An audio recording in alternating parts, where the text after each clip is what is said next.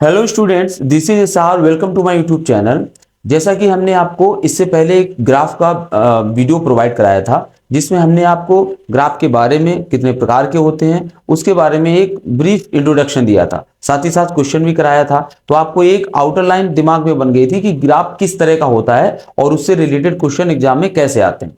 हमने ये आपको तब बोला था कि हम आने वाले समय में, आपके एग्जाम से पहले के समय में, ग्राफ और तालिका जो कि 20 नंबर का इस पेपर में आ रहा है, उसको बहुत अच्छे से कराने की कोशिश करेंगे। उसकी ढेर सारी प्रैक्टिस करेंगे, जो कि मैक्सिमम प्रैक्टिस हम जो यूपी ट्रिपल एससी ने अपने प्रीवियस एग्जाम, जो कई तरह के वो एग्जाम्स कंडक्ट कराता है, उसमें जो भी पूछे होंगे उनको आधार बनाते हुए मॉडल सेट से भी कराने के लिए हमने कहा था।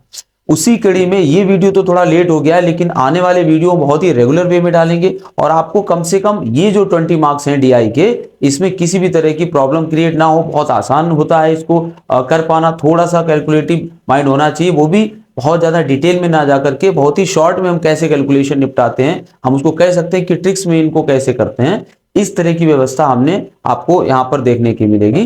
तो चलिए देर नहीं करते और अपना ये सेकेंड वीडियो ग्राफ पर शुरू करते हैं। होप आपको एग्जाम के पॉइंट ऑफ व्यू से इसमें काफी ज्यादा फायदा मिलने वाला। चलिए स्टार्ट करते हैं। क्वेश्चन नंबर पहला है, जो कि एक बार ग्राफ से है। इसमें दिया गया ग्राफ आरेख का अध्ययन कीजिए और प्रश्नों के उत्तर दीजिए। पहला क्वेश्चन है इसमें, 2000 से 2001 में विक्रय में प्रतिशत कमी थी। देखिए हमारे सामने ग्राफ है जिसमें ये ईयर्स दी हैं 1997 से लेके 2002 तक। इसमें यहां पर एक सेलुलर फोन का विक्रय दिखाया गया है कि किस तरह से फोन्स की बिक्री हुई है। 10,000, 20,000, 30,000। और हमने आपको तब बताया भी था कि ये जो वाई अक्ष होता है एक रेगुलर कांस्टेंट वैल्यू को दिखाता है। और जैसे कि यहाँ पर 10,000 हुए, 20,000, 30,000, और यहाँ पर जो टाइमलाइन होती है वहां पर उतार चढ़ाव आता है, कभी कम कभी ज्यादा। इस तरह से ग्राफ अपने आप को दिखाता है जो एक अक्ष पे होता है। ठीक है, तो यहां पर हमें करना क्या होता है, एक दूसरे साल के सापेक्ष या तो इनका प्रतिशत एक दूसरे से कम पूछा जाता है, या तो एक दूसरे का औसत यहां पर पूछ लिया जाता है कि सभी का औसत कितना है, और या तो एक दूसरे में ये पूछ लेते कौन किससे कितना ज्यादा है। तो इस तरह के क्वेश्चन बनते हैं, बहुत ही नॉमिनल कैलकुलेशन के होते हैं। लेकिन अगर आप करने बैठ जाओ कि हमें नहीं पूरा सॉल्व करना है, तो यहाँ डबल टाइम लगने की गुंजाइश होती है। यहाँ पर हम आपको बहुत ही आसानी से और बहुत ही अच्छे तरीके से समझाने की कोशिश करेंगे ताकि ये बहुत जल्दी सॉल्व हो क्वेश्चन। ठीक है, चलिए देखते हैं। तो पूछा गया है 2000 से 2001 में विक्रय में प्रतिशत कमी। 2000 कहां पर है, 2000 है 25,000, और 2000 से 1 में यानी कि 18,000, इसमें कमी को पूछ रहा है। और वो भी कैसी कमी, प्रतिशत में कमी। तो पहले तो कमी निकाल लेते हैं। कमी कितने की हो रही है, कमी हो रही है 2500 से 1800 जाएंगे तो कितने बचेंगे, सॉरी 25,000 से 18,000 जाएंगे तो बचेंगे 7,000। और अगर हमसे कोई पूछे कमी तो हुई है लेकिन इसको आप प्रतिशत में बताइए, तो हम आपको बताते रहते हैं अपने वीडियोस में कि कमी को अगर प्रतिशत में बदलना हो तो कमी और कहां से हुई है, ये मतलब कमी कहां से हुई है, बेस किसे मानते हैं जहां से कमी हुई है। जैसे कि 7,000 की कमी हुई है, लेकिन ये कहां से होकर आई है, 25,000 से 18,000 पे पहुंची है। तो कहां से आई है, 25,000 से। और प्रतिशत लगाने के लिए हमने कितनी बार बताया, 100 का गुणा करते हैं, प्रतिशत हटाने के लिए 100 का भाग लगाते हैं। यहां पर इसको आप कैलकुलेट कर लीजिए, आपका उत्तर आ जाएगा 25 2 कितना, 20, 200, और 25 अट्ठे 200, 28%। ठीक है, तो इसका आंसर आ जाएगा 28% की यहां पर क्या हो रही है, कमी हो रही है। कब से, सन 2000 से 2001 के बीच में किसके, सेलुलर फोन के विक्रय में कमी आ रही है। ठीक है, समझ में आ गया होगा, कोई ऐसी इसमें कोई बात थी नहीं। अगला देखिए, क्वेश्चन नंबर सेकेंड है, सभी वर्षों में सेलुलर फोन का औसत विक्रय। देखो औसत निकालना है विक्रय का, और वो भी सभी वर्षों का निकालना है। क्वेश्चन पहले समझना, हमने लास्ट वीडियो में बताया था डीआई का सबसे मेन पार्ट होता है उसके क्वेश्चन को समझना। अगर आपने क्वेश्चन समझ लिया तो करने में बहुत ज्यादा टाइम नहीं लगता, क्योंकि ऐसा कोई भी कॉम्पिटिटिव एग्जाम में बैठने वाला स्टूडेंट नहीं होता है जो ये एवरेज, अनुपात और प्रतिशत ना निकाल पाए। सबको निकालना आता है, बट थोड़ा सा होता है लैंग्वेज को कम से कम आसानी से समझ पाए। जो समझ जाता है वही जल्दी कर ले जाता है। ठीक है, तो सभी वर्षों में निकालना है, क्या निकालना है, औसत विक्रय निकालना है। ठीक है, दिमाग में बन गया कि सभी का हमें औसत निकालना है। और उसकी कंपेयरिंग किससे करनी है, 2000 में सेलुलर फोन के विक्रय का अनुपात याद कीजिए। यहां पर हम पूरे का औसत निकालेंगे, सभी जितनी भी सालों में विक्रय हुआ, और उसका अनुपात किसके साथ निकालेंगे, जो 2000 में सन 2000 में हुआ है उसके साथ में हम क्या निकालेंगे, अनुपात निकालेंगे। आ गया ना अनुपात। चलिए देखते हैं सभी का कितना बनेगा, जाके जरा हम ऐड कर लेते हैं। कितना है 40 40 40 80 और 40 120 120 और 25 145 145 और 30 175 175 और इसको 20 जोड़ लेते हैं 175 और 20 195 195 और वहां हमने 20 जोड़ लिया था तो यहां बचे 6 195 6 कितने 201। तो यहां पर बने जाके हैं 201 क्या हजार 201,000 क्योंकि हमने 48 लिया था ना सिर्फ, तो हजार तो छोड़ ही दिया था, तो 201,000। हालांकि अनुपात में ये मैटर भी नहीं करता है, आप वैल्यू लिख रहे हैं वो हजार में है सैकड़ा में है उससे कोई मतलब नहीं, क्योंकि अल्टीमेटली वो तो कटना ही है। 2001 आया है, ये ओवरऑल औसत आया है और इस औसत को हम किसके साथ करेंगे 2000 के साथ। और 2000 में कितना हुआ है, अगर हम 2000 की, अच्छा हाँ ये औसत आया है लेकिन ये हमने योग लिखा है और औसत के लिए हम कितने का भाग लगाएंगे 1 2 3 4 5 6 का इसमें हम भाग लगा देंगे, है ना। औसत तो बड़ी छोटी सी बात है कि सभी का योग बटे 6। अच्छा इसके अलावा अब हम देखेंगे किसका, सन 2000 का। 2000 कहां पे है ये, इसका कितना मानेंगे, अब हम 25 ही मानेंगे, 25,000 नहीं लिखेंगे, जरूरत नहीं है उसकी, क्योंकि हजार जब हमने यहां नहीं लगाया तो यहां भी नहीं लगाएंगे। अब इसका हमें रेशियो चाहिए, ठीक है, तो क्या हो जाएगा 201 अनुपात और 25 छक्का 150, ठीक है। तो 201 और 150 आया, इसको आप काट लीजिए, किससे कट जाएगा 3 से कट जाएगा, 3 तिछाक 18 2 की 3 सत्ते 21 और 55 15, तो कितना आ गया 67:50 67:50। आई थिंक कोई भी प्रॉब्लम नहीं होगी, दोबारा बताने की जरूरत है नहीं इसको। चलिए आगे देखते हैं। पूरे का औसत के साथ किसकी कंपैरिजन करनी थी, 2000 वाले की करनी थी, ठीक है। तो औसत मतलब सभी का योग बटे जितने पद हैं उनका भाग लगाते हैं और इसके साथ कंपैरिजन कर दिया। अगला देखिए, अगला है वर्ष 2002 और 1999 के लिए सेलुलर फोन के विक्रय में अंतर। 2002 का अंतर हमें निकालना है 1999 से, और इसमें ना तो प्रतिशत पूछ रहा है ना अनुपात पूछ रहा है, सिर्फ संख्या में मान पूछ रहा है। तो 2002 का कहां गया है, 2002 में कितना था 40,000, 2002 में था 40,000 का 1999 में कितना था 30,000 30,000, ठीक है। तो अगर हमें इसका डिफरेंस पूछा जाएगा तो कितना आ जाएगा 10,000, ठीक है। बहुत ही आसान होते हैं क्वेश्चन, आप इनको बस देख के ना भागिए कि हाँ ये बहुत बड़ा कुछ आ गया है तो हम कैसे ही करेंगे। अगला देखिए, सभी वर्षों में सेलुलर फोन के औसत विक्रय। अभी औसत विक्रय हमने क्या निकाला था 201/6 था, और ये क्या था औसत, ये था औसत विक्रय, ठीक है ना। अगर हम इसको देखें 201/6 मतलब हजार में था, लेकिन हमने नहीं लिखा। आगे देखते हैं, औसत विक्रय की तुलना में कितने वर्षों में सेलुलर फोन का विक्रय अधिक रहा। बहुत अच्छा क्वेश्चन है। अब हमें पहले इसको निकाल ही लेना है, निकाल लेते हैं कितना आएगा, कोई दिक्कत नहीं है, निकाल लेते हैं। 6 18 2 21 6 18 और फिर से कितना बचेगा 3 30 6 5 30,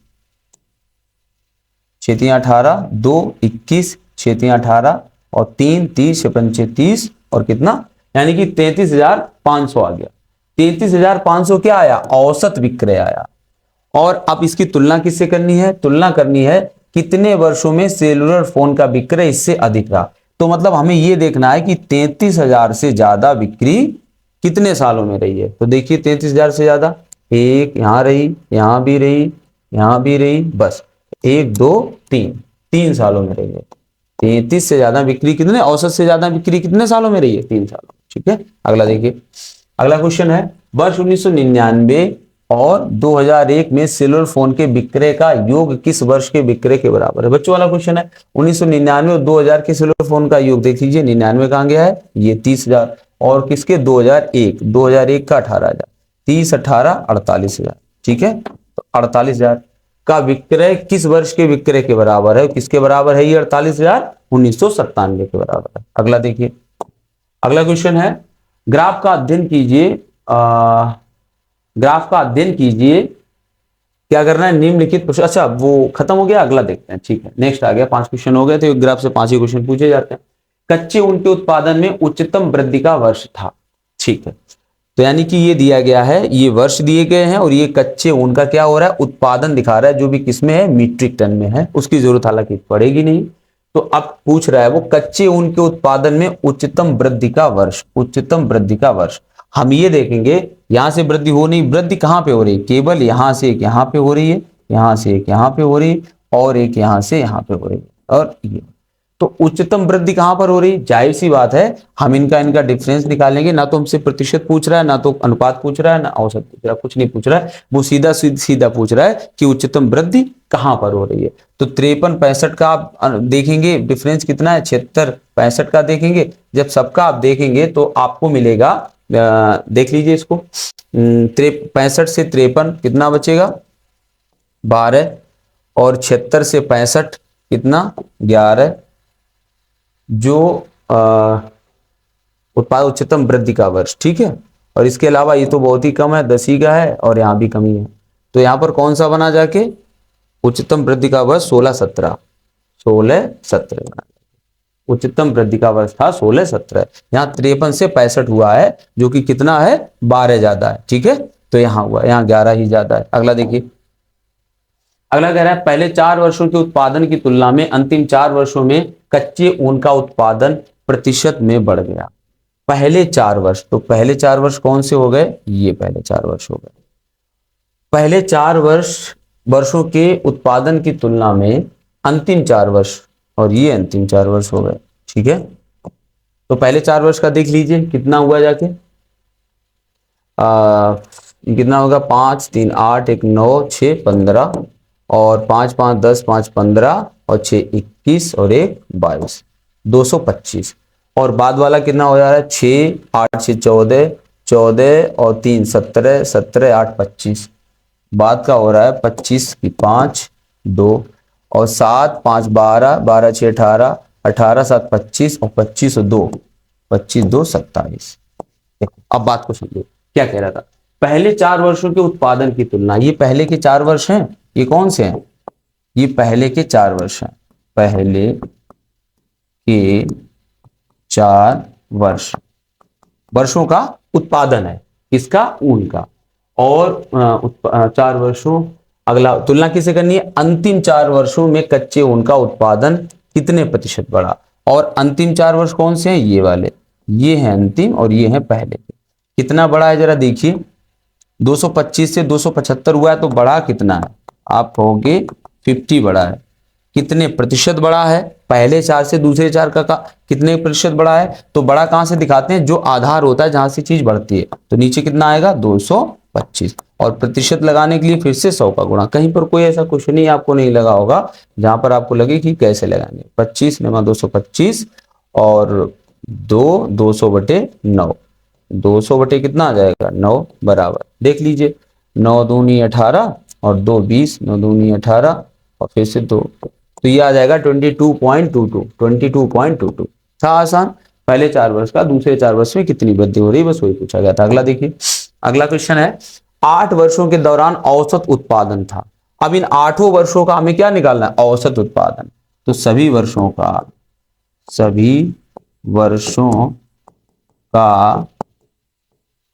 औसत उत्पादन, सभी वर्षों का औसत उत्पादन। देखिए अब यहां पर, अब हमने कहा था कुछ ट्रिक्स देखते हैं, कुछ चीजें देखते हैं जिससे हमें आसान हो जाती है। अब क्या फिर से हम सबको जोड़ें और सबको जोड़ें तब इसका औसत निकालें, फिर तो वही हो गया ना, टाइम कंज्यूमिंग हो गया जाके। अब हमें याद करना पड़ेगा क्या पीछे कभी हमने ऐसा कुछ किया है जिससे यहाँ पर कैलकुलेशन करना ना पड़े। तब आपको मिलेगा कि आप इन 4 वर्षों का निकाल चुके थे और इन 4 वर्षों का अलग अलग निकाल चुके थे। पहले 4 वर्ष का था 225 और दूसरे 4 वर्ष का था 275, यही था। आप पीछे वाले क्वेश्चन को देखेंगे तो ये था इसका वाला योग इन चारों का, वो था उनका। और जब इन सभी का आप योग करेंगे तो 5 5 10 की 0 और 7 2 9 1 10 और 2 2 4 और 1 5, कितना निकलेगा 500। और इसका निकालना क्या है, औसत उत्पादन 500। और कितने साल का है ये, 8 साल का होगा, जाहिर सी बात है। 8 का भाग लगाएंगे तो आपका औसत आ जाएगा, किसका औसत, ओवरऑल का औसत आ जाएगा। ठीक है, कितना आ जाएगा 8 8 45 8 48 2 20 8 दूनी 16 और 40 8 40, 62.5 62.5। ठीक है ना, तो आराम से हो गया, कुछ पीछे से उठा लिया। इसी तरह से दिमाग लगाते रहते हैं कि कहीं पर कुछ ऐसा मिल जाए जो हमारा काम आसान हो जाए। उत्पादन में पिछले वर्ष की तुलना में अधिकतम प्रतिशत घटत, देखिए प्रतिशत घटत पूछी गई, यही हमने कहा ना लैंग्वेज समझना।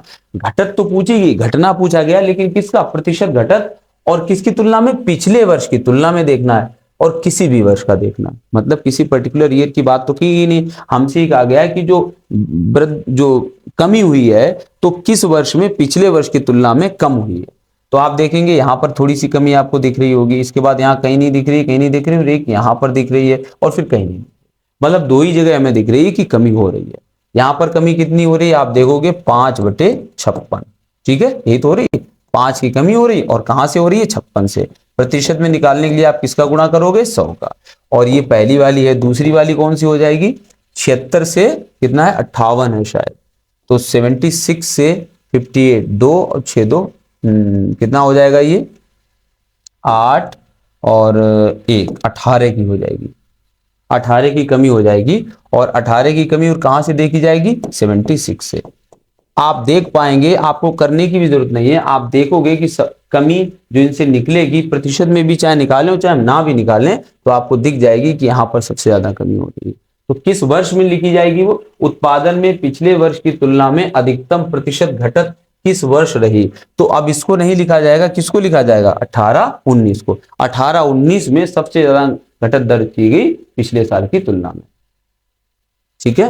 तो क्या हो जाएगा, 18 और 19, ठीक है। अगला देखिए,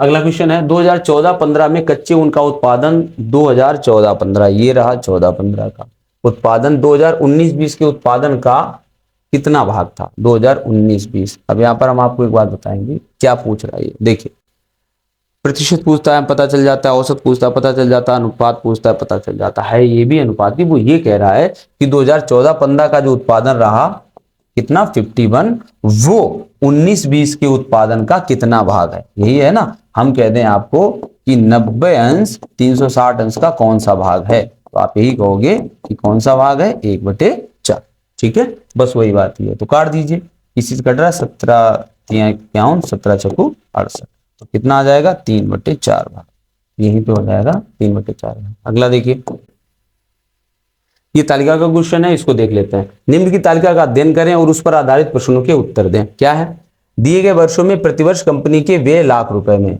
इसमें क्या दिया गया, किसी कंपनी का व्यय दिखाया गया, और वो भी किसमें, लाख रुपए में दिखाया गया है, और व्यय के मद आपको बता दिए गए कि मद क्या है, ये है व्यय के मद। चलिए देखते हैं, ठीक है, तो किस तरह से इसको करना है। पहला क्वेश्चन देखते हैं। अच्छा, मत भी एक बार नजरी डाल लो। कुल मिला के ये दिए गए हैं वर्ष, और ये वेतन पे जो खर्चा हुआ उस कंपनी का, ईंधन और परिवहन पे जो खर्चा हुआ है, बोनस पे जो खर्चा हुआ, ऋण के ब्याजों पर हुआ और कर पर हुआ है, ठीक है। तो इस तरह के उसके कुछ खर्चे दिखाए गए। हमारा क्वेश्चन देखें अगला क्या बन रहा है। अगला क्वेश्चन है, मतलब पहला क्वेश्चन है एक्चुअली, इस अवधि के दौरान कंपनी को प्रतिवर्ष ब्याज की राशि कितनी चुकानी पड़ी। देखिए पहले इस क्वेश्चन को समझ लो, वो पूछना क्या चाहता है। इस अवधि के दौरान, अब अवधि से मेरा मतलब है पूरा, जितना यहां पर दिया गया है ना, जितना अवधि दी गई है, कहां से लेके 11, 12, 13, 14, 15, पूरी सभी साल की बात की जा रही है। इस अवधि के दौरान कंपनी को प्रतिवर्ष ब्याज दर की राशि कितनी चुकानी पड़ी। तो आप यहां पर देख पाएंगे, और भले ना लिखा हो, आपको किसका निकालना है, आपको औसत ही निकालना है, और किसका, ब्याज वाली राशि का आपको औसत निकालना है। प्रति वर्ष ब्याज की राशि कितनी है, अलग अलग उसने पूछी नहीं, क्योंकि ऐसे साल भर साल अगर ब्याज की राशि देखेंगे, ब्याज वाला कहां गया, ये है, तो ब्याज वाला देखेंगे कुछ 11 में अलग था, 12, 13, 14 सब में अलग अलग है। प्रति का पूछा है तो एवरेज निकालेंगे, तो इन सभी को जोड़ लेंगे, कितना आ जाएगा, 5 4 9 6, 5 4 9 6 15, 4 19 और 4 23, 19 4 23। अगला देखिए, 3 2 5 1 6 6 12 और 12 9, 12 9 21 और 2 23, और 2 1 3 3 6 2 8 और 3 8 3 11 और 2 11 2 13, तो कितना आया, 133.3 आया, और ये आया है सभी सालों का। अगर इसका हमें औसत निकालना हो तो औसत कितना आ जाएगा, औसत आ जाएगा 1 2 3 4 5 का आप यहां पर लगा दीजिए भाग, 5 का भाग लगाएंगे तो औसत आएगा 5 दूनी 10, 3 33, 5 का 30, और कितना हो जाएगा, 3 33 5 का 26.6। ये 26.6 किसका है आंसर, ये 26.6 इसका है आंसर। क्या था, पीछे हमने लगा दिया था सवाल कि सभी ब्याज की राशियों का क्या निकालना था हमें, औसत। तो टोटल औसत देखा और उसमें कितने का भाग लगा दिया, 5 का। ठीक है, इस शायद यही था, क्या कुछ बदल गया है, 133.3 में 5 का भाग। ठीक है, यहां से कितना आ गया था, 26.66। ठीक है ना। अगला देखिए, अगला क्वेश्चन है, दी गई अवधि के दौरान कंपनी द्वारा भुगतान की गई बोनस की कुल राशि। अब किसके बारे में बात करनी है उसे, बोनस की कुल राशि। इस अवधि के दौरान भुगतान की गई वेतन की कुल राशि का, वेतन की कुल राशि का लगभग कितना प्रतिशत है। मतलब ये पूछ रहा है जो बोनस है, जो बोनस है वो वेतन का, वो वेतन का कितने प्रतिशत है। ये तो बात हुई ना, कुल मिला के जितना बोनस दिया गया वो वेतन का कितने प्रतिशत है। ठीक है, तो अगर हम जाएंगे वहां पर क्वेश्चन पे तो मिलेगा बोनस, बोनस ये रहा और वेतन का कितने प्रतिशत है। तो बोनस देख लीजिए कितना बना जाके, 4 2 6 6 8 6 14 14 6 20 की 0 और 5 8 5 13 13 और 13 6 13 6 19 19 और 9 28 और 28 और 2 30 0 और कितना बचा, 2 1 3 2 5 2 7 2 9 और 9 3 12। कितना बना जाके 12, एग्जैक्ट अगर पॉइंट लगा देंगे तो 12 ही बनेगा। और बोनस किसका, वेतन का। और वेतन कितना बन रहा है जाके, कितना बन रहा है, 4 4 4 2 6 6 4 2 6 4 10 5 15 और 3 3 6 5 6 5 11 11 और 3 14 14 और 4 18 18 और 1 19 1954। तो 12 1954 का कितने प्रतिशत है। चलिए वहीं पर चलते हैं क्वेश्चन पे। क्वेश्चन था हमारा कि बोनस जो कि कितना बना था, बोनस बना था 12, सभी सालों का मिला के बोनस 12 बना था और ये कितना बना था 1954। 1954 कितने प्रतिशत है, प्रतिशत का चिन्ह लगा देंगे। जब आप इसको कैलकुलेट करेंगे तो आप यहाँ पर क्या करेंगे, 2 जीरो आप यहाँ पर आ जाएंगी, हट जाएंगी ये, और आप भाग लगेगा नहीं तो दशमलव लगाएंगे तो 12,000 हो जाएगा। अब 19 को थोड़ी देर के लिए आप 2000 मान के देखिए। अब 2000 का जब 12,000 में करेंगे तो कितनी बार जाएगा, 6 बार जाएगा। क्या ऐसा कोई उत्तर है जो 0.6 से शुरू हो रहा हो, 0.6 से शुरू हो रहा है, आराम से हम लगा देंगे। अब जरूरत नहीं है कि हम बहुत ज्यादा कैलकुलेशन करें। डीआई इसीलिए आती है कि स्टूडेंट यहाँ पर कितना सोच पाता है और अपने कैलकुलेशन को कितना आसानी से ट्रिकी वे में कर पाता है। वरना अगर पूरा कैलकुलेशन करने बैठो ना तो डीआई ही आधा टाइम ले लेगी पूरे क्वेश्चन पेपर का। अगला देखते हैं क्वेश्चन क्या था। अगला क्वेश्चन है, 2011 में इन सभी मदों पर कुल व्यय, इसमें 2011 में इन सभी मदों पर कुल व्यय 2015 में कुल व्यय का लगभग कितने प्रतिशत था। क्वेश्चन समझ लीजिए, 2011 में जितना व्यय रहा होगा, 2011 का कुल व्यय मतलब सभी मद जितने मदों में दिखाया गया था ये रहे आपके सामने। थोड़ा सा एक गलती हमने कर ली है, तालिका सभी क्वेश्चन में डालनी चाहिए थी। 2011 ये हो, जितने भी व्यय हैं ये सब मिला के, कर पे, ऋण पे, बोनस पे, ईंधन पे, वेतन पे, सभी मिला के, और उनका किसके साथ देखना है हमें, उनका हमें देखना है, उनका देखना है 2011 में इन सभी मदों पर कुल व्यय 2015 में कुल व्यय का लगभग कितने प्रतिशत है। 15 के साथ 2011 का 2015 के व्यय के साथ हमें क्या देखना, अनुपात देखना है, के साथ क्या जो अनुपात है उसका, सॉरी प्रतिशत देखना है। ठीक है, क्या प्रतिशत है। तो चलिए देखते हैं, हम लोग पहुंचते हैं क्वेश्चन पे ही पहुंचते हैं। 2011 का देखते हैं, 2011 का कहां गया, ये है। ठीक है, तो देखते हैं कितना बनेगा जाके, 0.4, इसको साफ कर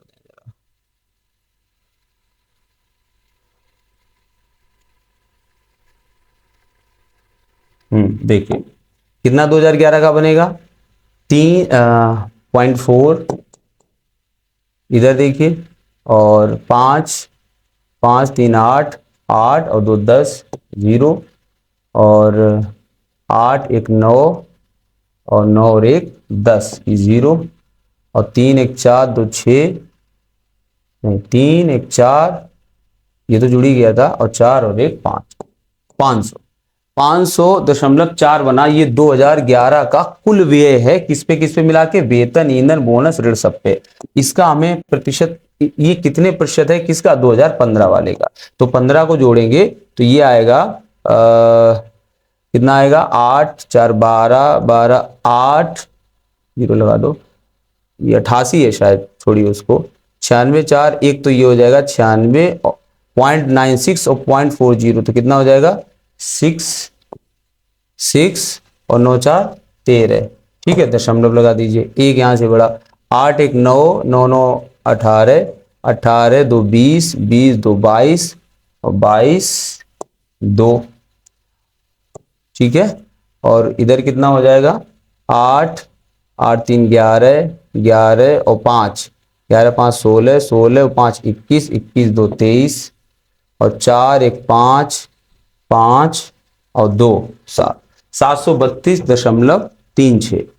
तो ये पूछ रहा है 2011 का 2015 के साथ अनुपात, हम कितने का गुणा कर देंगे 100 का गुणा कर देंगे।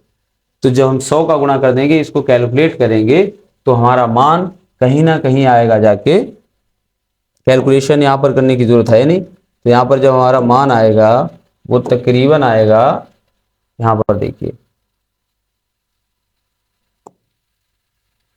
ये आएगा जाके, कितना बना था 500.4, और ये कितना था 732 पॉइंट, कितना आया था ये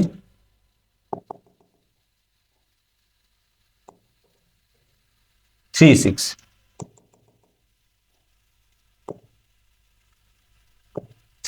आया था। ठीक है, और ये प्रतिशत जब आप इसको सॉल्व करेंगे तो आपका आंसर आ जाएगा 68.33। ठीक है, तो अब इसको कैलकुलेट नहीं करने, बहुत ज्यादा टाइम जाएगा। कैलकुलेशन करने का वही तरीका है, आप दशमलव हटाओगे, जीरो लगाओगे और गुणा जब करोगे, चाहे तो देख भी लो 5004, ये दशमलव हम हटा लेते हैं, और 2 है तो एक जीरो यहीं ऐसे ही बढ़ा लेते हैं, भी कट गई, और इधर से कितनी 2 जीरो ये वाली, और नीचे बटे में कितना आ जाएगा 7 3 2 और 3 6। आप देखेंगे तो ये कितना है, जब 7 का गुणा करेंगे तो 7 छंग 42, 6 बार करीब जाएगा, 7 छंग 42 और 6 यहीं पर है। ठीक है, और 7 सत्ते 49 जाएगा नहीं, क्योंकि ज्यादा हो जाएगा, इधर ही ये मान ज्यादा है, 7 सत्ते 49 में ज्यादा हो जाएगा, तो यहीं पता चल जाएगा कि 68 वाली वैल्यू होगी। ठीक है, अगला देखते हैं। अगला क्वेश्चन है, सभी वर्षों के लिए करों पर कुल व्यय और सभी वर्षों के लिए ईंधन और परिवहन पर कुल व्यय के बीच का अनुपात। देखिए, करों पर कुल व्यय जो हुआ है उसका अनुपात निकालना है ईंधन और परिवहन पर हुए कुल व्यय के बीच।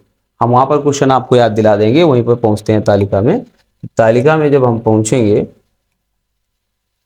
टेबल हमारी कहां पर है, ये है शायद। ठीक है, टेबल में क्या है, 2000 किसका पूछा गया था, क्वेश्चन में पूछा गया था सभी वर्षों के लिए करों पर कुल व्यय, जितने भी वर्ष हैं तो कर पे कितना हुआ है उसका, और हमें अनुपात चाहिए परिवहन पर। जो करों पे खर्चा हुआ है ये हुआ है करों पे खर्चा, और इसका अनुपात किसके साथ चाहिए, ईंधन और परिवहन के साथ। क्लियर होगी बात आई थी।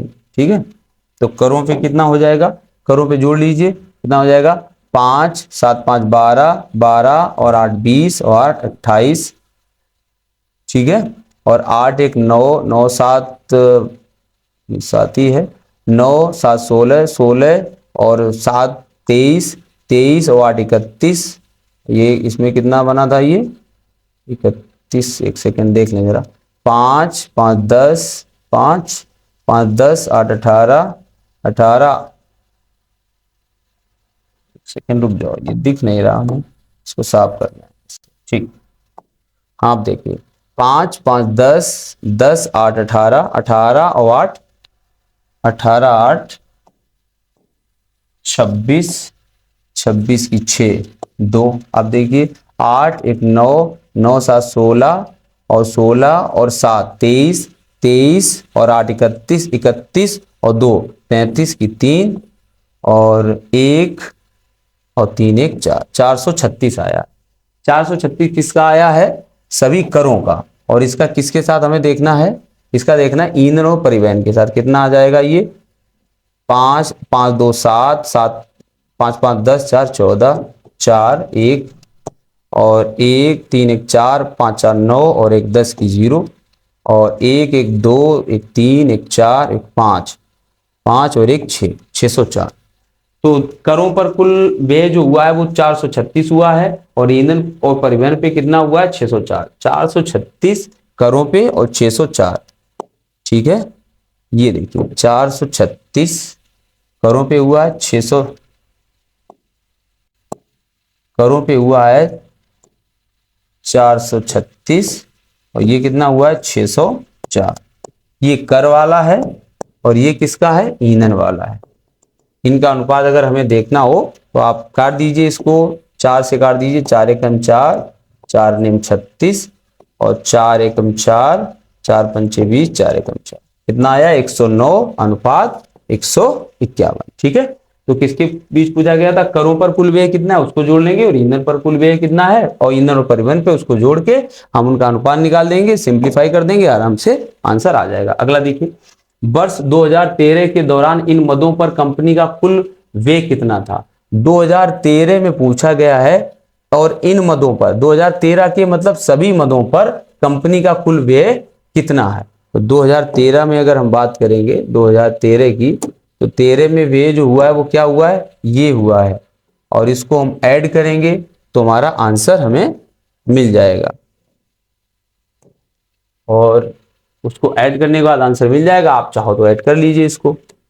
2013 कहाँ गया, 2013 का देख लीजिए कितना बन रहा है, 5 6 जीरो कर दीजिए, 4 4 बन रहा है, और ये कितना बन रहा है 6 8 6 14, 14 की भी 4, और इधर आ जाइए अब आप 5 1 6 6 2 8 8 5 13 13 4 17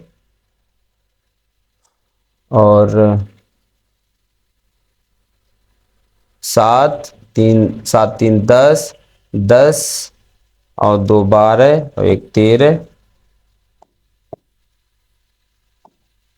13 और कहाँ गया 5 1 6 6 और 1 7, 737.44।